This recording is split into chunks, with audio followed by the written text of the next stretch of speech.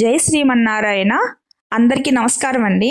మన హైందవ సాంప్రదాయంలో ఒక్కో దేవతకి ఒక విశేషమైన తిథి నక్షత్రాలు ఉంటాయి.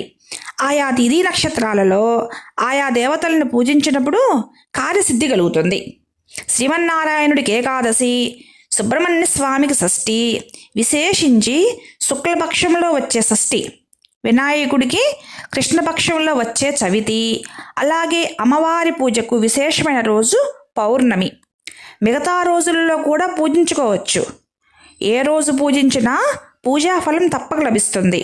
అయితే విశేషమైన రోజుల్లో పూజించినప్పుడు ఆ ఫలితము ఎన్నో రెట్లు అధికంగా ఉంటుంది.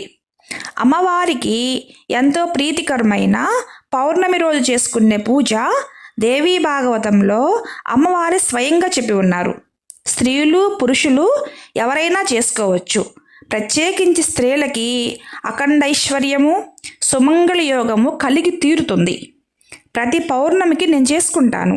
మీకు కూడా తెలియాలి అని ఈ వీడియో చేస్తున్నాను. ప్రతి పౌర్ణమికి చేసుకోవచ్చు. విశేషించి చైత్రమాసము, వైశాఖ, శ్రావణ, ఆషాఢ, ఆశ్వయుజ, మాఘ పౌర్ణములు చాలా శ్రేష్టము. పూజా విధానము: పౌర్ణమి నాడు వేకువనే ఇల్లు శుభ్రం చేసుకొని తలస్నానం చేసి గడపకి పసుపు కుంకుమలు పెట్టుకొని రోజు నిత్య పూజ చేసుకుంటాం కదా, ఆ నిత్య పూజ పూర్తి చేసుకోవాలి. ఆ తరువాత ఉండగలిగితే ఉపవాసం ఉండటము మంచిది. పాలు, మజ్జిగ, పండ్లు, నీరు తీసుకొని సాయంకాలం వరకు ఉపవాసం ఉండవచ్చు. ఉండలేని పక్షంలో ఉదయాన్నే పెరుగన్నం తినాలి. ఇక ఆ తరువాత పాలు, పండ్లు, మజ్జిగ, నీరు ఇవన్నీ తీసుకొని సాయంకాలము పూజ అయిపోయే వరకు ఉండొచ్చు. ఏ పరిస్థితుల్లో కూడా ఉల్లి, వెల్లుల్లి, వంకాయ ఇవి తినకూడదు. రాత్రి చంద్రోదయం అవుతుంది కదా, చంద్రుడు వచ్చే సమయానికి స్నానాధికాలు పూర్తి చేసుకొని బియ్యంతో పాలతో పాయసం తయారు చేయాలి. ఆ నైవేద్యం సిద్ధం చేసుకున్న తరువాత చంద్రునికి ఎదురుగా పీఠం సిద్ధం చేసుకోవాలి.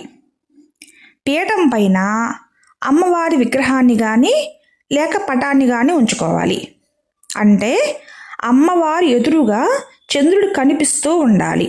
చంద్రునికి ఎదురుగా అమ్మవారు కనిపిస్తూ ఉండాలి.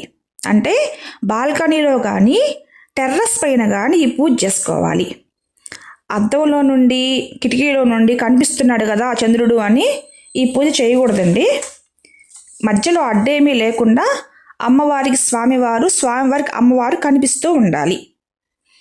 దీపము, ధూపము, పసుపు, కుంకుమ, పువ్వులు, గంధము ఇవి సమర్పించి అమ్మవారికి పాయసాన్ని నైవేద్యం సమర్పించాలి. అమ్మవారి ఎదురుగా కూర్చొని లలితా సహస్రనామం పారాయణ చేయాలి. ఈ 5 ఉపచారాలు చేసిన తరువాత ధూపము, దీపం, పసుపు, కుంకుమ, నైవేద్యము, పువ్వులు ఈ నివేదన అయిన తరువాత చక్కగా అమ్మవారి ముందు కూర్చొని లలితా సహస్రనామ పారాయణం చేయాలి.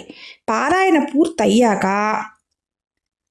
అమ్మవారికి, చంద్రుడికి ఆవు నేతితోటి వీలైతే 5 ఒత్తులు, వీలు లేని పక్షంలో 3 ఒత్తులైన కనీసం ఆవునేతి దీపము అమ్మవారికి, ఆకాశంలో చంద్రుడికి చూపించాలి.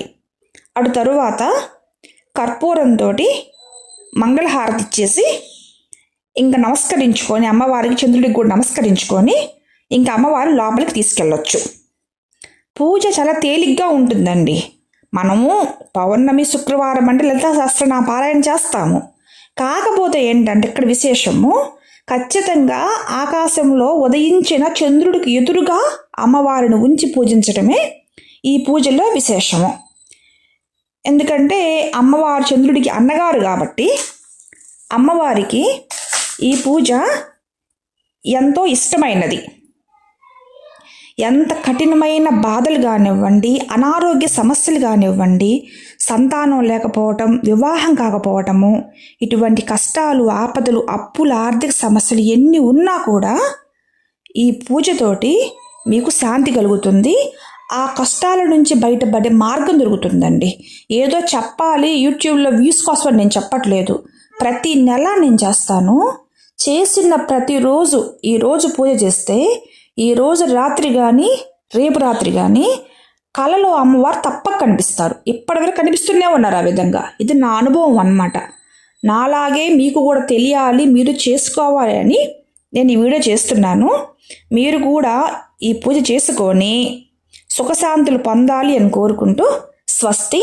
జై శ్రీమన్నారాయణ.